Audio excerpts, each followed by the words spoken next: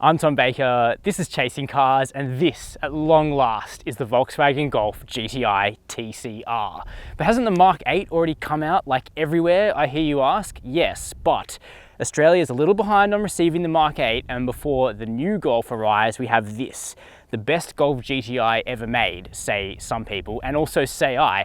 And I'm going to show you why in today's video I think this is the apex of the GTI's lineage. We're going to be driving the GTI TCR here on track and also on road, which is really something this car is designed to do in sort of equal measure. Most Golf GTIs are really about being awesome road cars, great hot hatches on bitumen.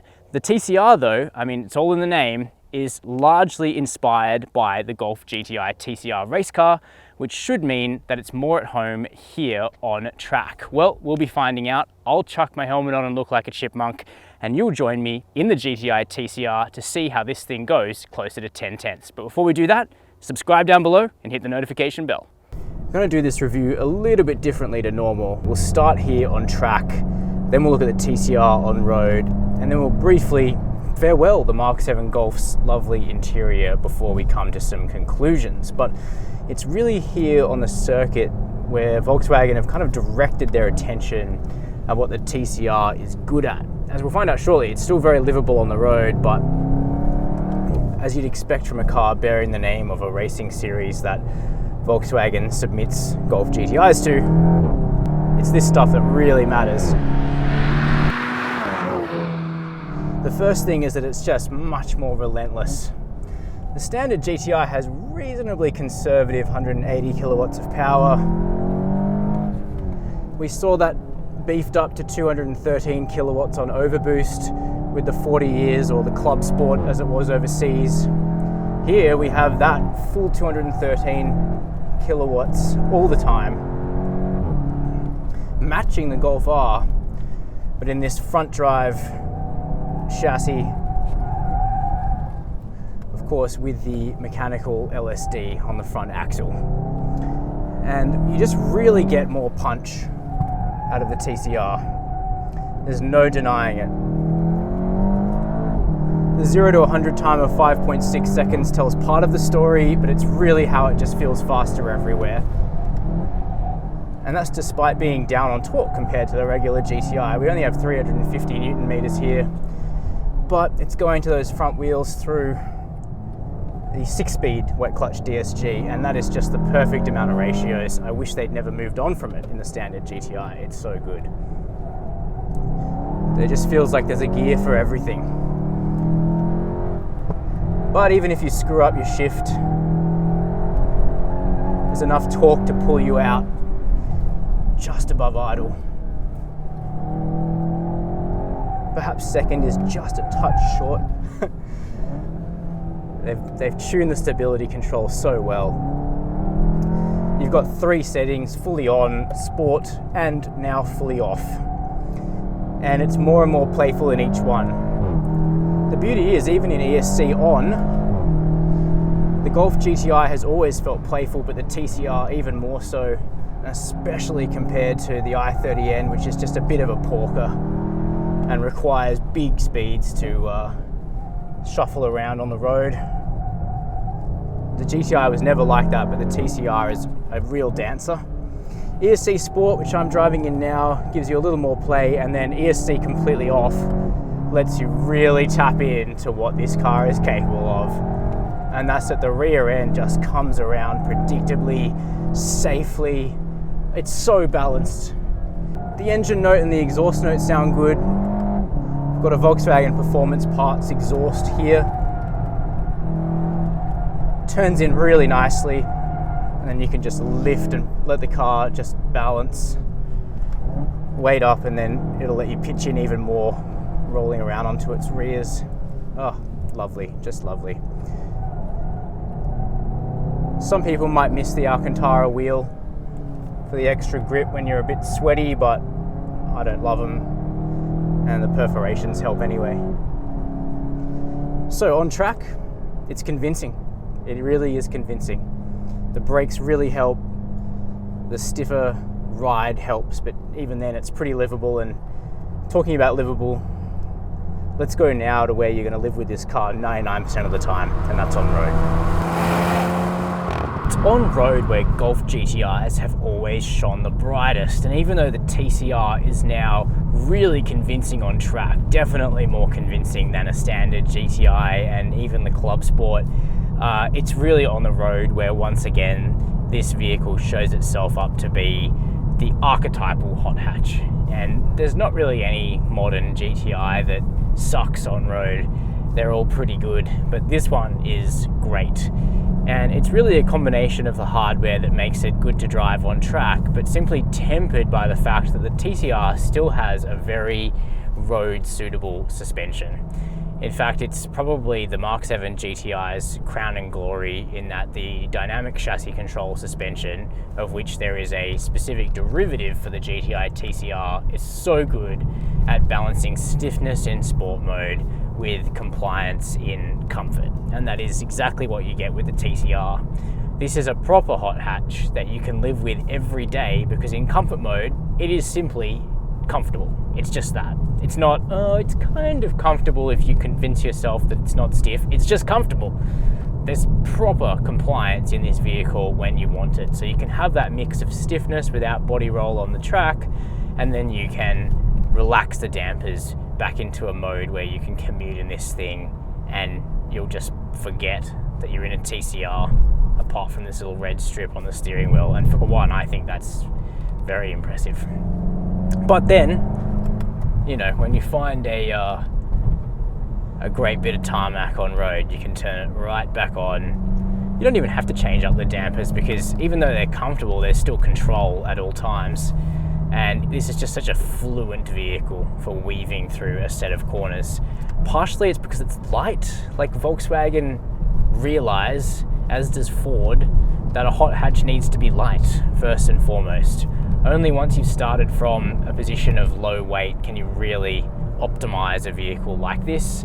And I think that's why the Generation 2 Hyundai i30N will probably be a good step above the current very good i30N, but it's simply a heavy car these days. Whereas the Golf GTI is significantly lighter. And you feel that as soon as you pitch it into a corner. You feel it when just a light amount of trail braking can generate a little bit of breakaway at the rear end in a natural and compelling and predictable way. You know, you feel it in the fact that the response is almost instantaneous. And it's funny because like the GTI TCR has got the high power output, it's got the hard working diff, but even a 162 kilowatt Mark 7 Golf GTI was already brilliant from behind the wheel because it had that mixture of lightness and a really sparkling engine, even if it was nowhere near some of its rivals on power. Of course, the TCR is near its rivals on power, and it helps. You know, it makes it a fast, more serious hot hatch. But those core ingredients of quick steering, lightness, response, and a good sound, farty upshifts, you know, a good sound that isn't overdone for no reason, all remain at the foundations of the GTI TCR, and it makes it a really likable road car as well as a good track car. We also have the driver assistance package as standard here, so we've got adaptive cruise, we've got lane keep, we've got you know, blind spot monitoring, rear cross traffic alert, all the best stuff the Mark 7 got, the TCR's got it, so it's got a good smattering of safety tech as well.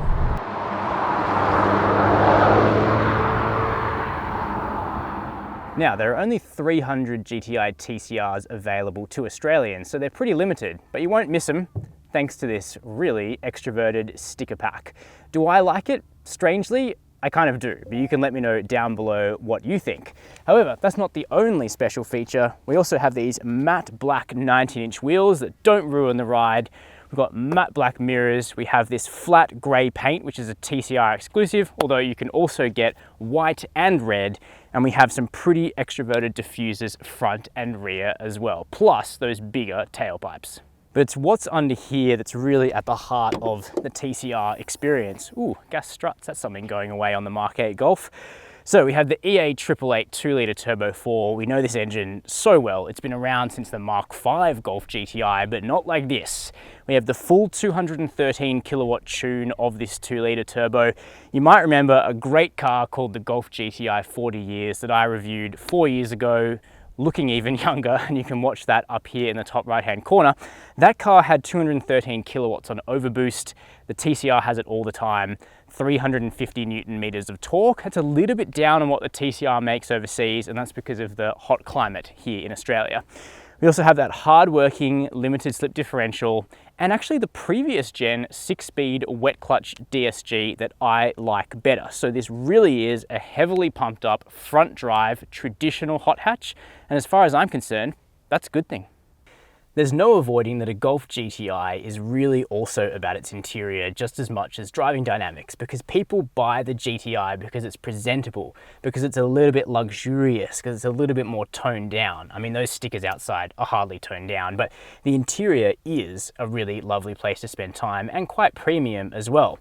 Now the TCR gets these higher bolstered seats. They're really comfortable and they're not leather. They're actually fabric and microfleece, so they hold you in well in the corners or on track, and they also have their own kind of riff on the tartan pattern, which I love. Also, a funny thing, you can get the GTI TCR with a sunroof, which isn't really where you'd want weight for a track special, but I'm kind of a sunroof guy, so But that sunroof is matched to cloth seats, which you can't get on the normal GTI. I really, really like that mix. Other special stuff in the TCR, we've got a few more red accents around the place, and we do have a unique steering wheel. Perforated leather, no Alcantara in sight on the wheel, which I love. And we do have this red bit of trim here at the 0 degree mark, so you know which way is up. A couple of things I wish they had have done. I wish they'd done more special paddle shifters. We just have the plastic jobbies like on pretty much every other Mark 7 Golf.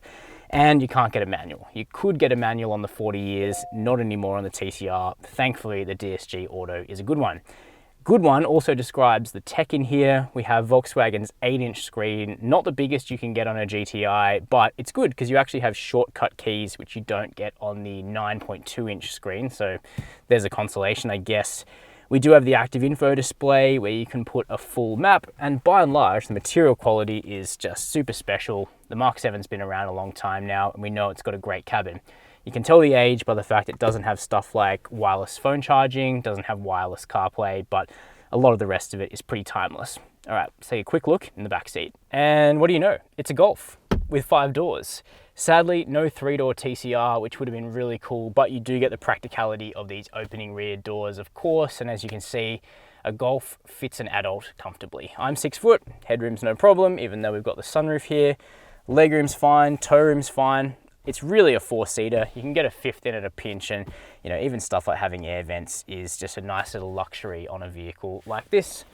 Plus extra stuff like a flip down armrest with a pass-through for skis. So if you're going to take this thing skiing, I'd probably buy the Golf R instead. Heading around here to the back of the Golf GTI TCR, like any front-wheel drive Golf, it's got a good sized boot. Manual tailgate, that's fine, you expect that on a hatchback, opening up to reveal 380 litres of space. A Golf R has a bit less because it's got all-wheel drive. We don't have all those gubbins here, so we have the full whack. We have a space saver spare. We've got a couple of cubbies off to the left and right, and a really solid cargo cover, so you've got somewhere to put your stuff away from prying eyes. So that's it for the Mark 7 Golf GTI, and what a way to go out with the TCR. The best GTI they've ever made, in my opinion. Good on track, great on road, and easy to live with every day. Don't know about that sticker pack still though, but you can let me know what you think about this car down below in the comments. Are you planning to be one of the 300 that snaps one of these up in Australia? Have you already got one overseas? What do you reckon? While you're there, make sure to hit subscribe and the notification bell. And as always, thanks for watching Chasing Cars.